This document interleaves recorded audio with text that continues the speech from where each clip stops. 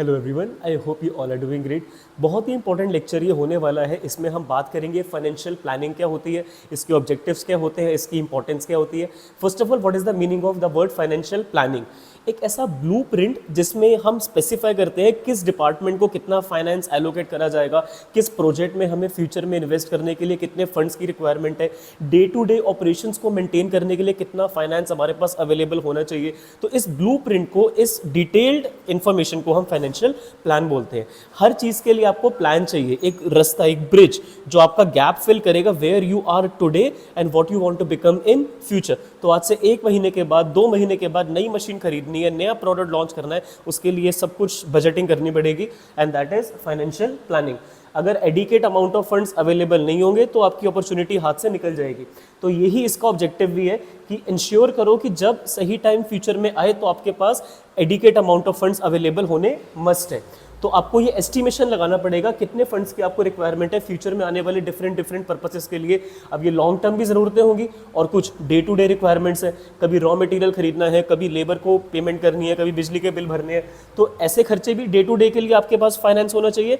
And at the same time in future, let's suppose 2-3 months के बाद you are planning to expand business, new machine लेनी है, new software purchase करना है अपने एम्प्लॉयज़ के लिए, तो you should be having sufficient amount of funds to buy such things.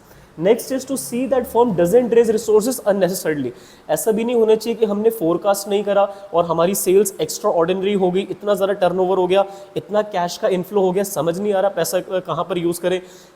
Unnecessary हमने फर्नीचर रिप्लेस कर लिया, अननेसेसरी हमने कंप्यूटर्स रिप्लेस कर लिए, अननेसेसरी हमने रेनोवेशन करवा दी ऑफिस में। तो इतना भी अगर आपके पास एक्स्ट्रा फंड्स हैं तो जनरली इसमें लिखा गया है कि एक्स्ट्रा फंड्स भी उतने ही खराब होते हैं जितने खराब कम फंड्स होते हैं। बट मेरा ये मानना है कि अगर आपके पास एक्स्ट्रा फंड्स हैं, उसको अगर हम सही तरफ री इन्वेस्ट करें तो आपको और अच्छा रिटर्न फ्यूचर में मिल सकता है। तो वो वाली बात भी यहाँ पर लिखी गई है कि अगर सरप्लस फंड्स हैं तो अच्छी बात है, उसको ऐसी जगह इन्वेस्ट करा जाए जहाँ से और अच्छा रिटर्न फ्यूचर में हमें मिले।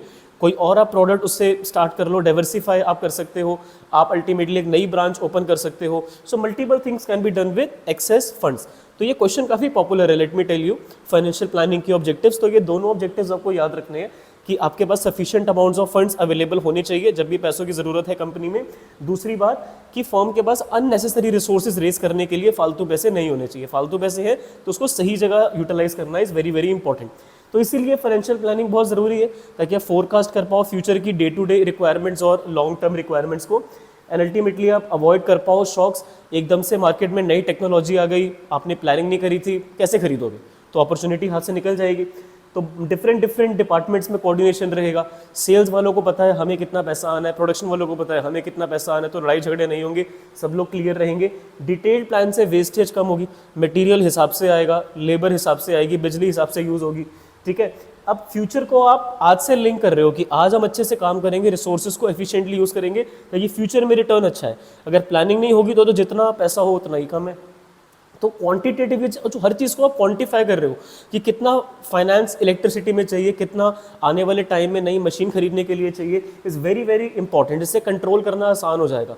आप चेक कर पाओगे कि क्या आपके पास sufficient amounts of funds available हैं। आप चेक कर पाओगे कि क्या प्रॉपर टाइम पे आपके रेंटल खर्चे निकल भी रहे हैं, क्या आप टाइम से लोन का इंटरेस्ट रीपे कर पा रहे हो। तो इस सब के लिए प्लानिंग करना ज़रूरी है। इसके ऑब्जेक्टिव्स थोड़े ज़्यादा इंपॉर्टेंट है, जनरली केस स्टडीज़ ऑब्जेक्टिव के बेसिस पे आती हैं। ट्विन ऑब्जेक्टिव्स कहा जाता है फाइनेंशियल प्लानिंग के ऑब्जेक्टिव्स को। तो पहला ऑब्जेक्टिव था adequate amount of fund should be available with the organisation. Second इसका ऑब्जेक्टिव था firm should not raise resources unnecessarily. That's it from my side for financial planning. किसी भी स्टूडेंट को कोई डाउट डिफिकल्टी है कमेंट सेक्शन में insta handle पे पूछ सकते हो। I will reply at the earliest. Thank you for listening to me so patiently. Have a great day.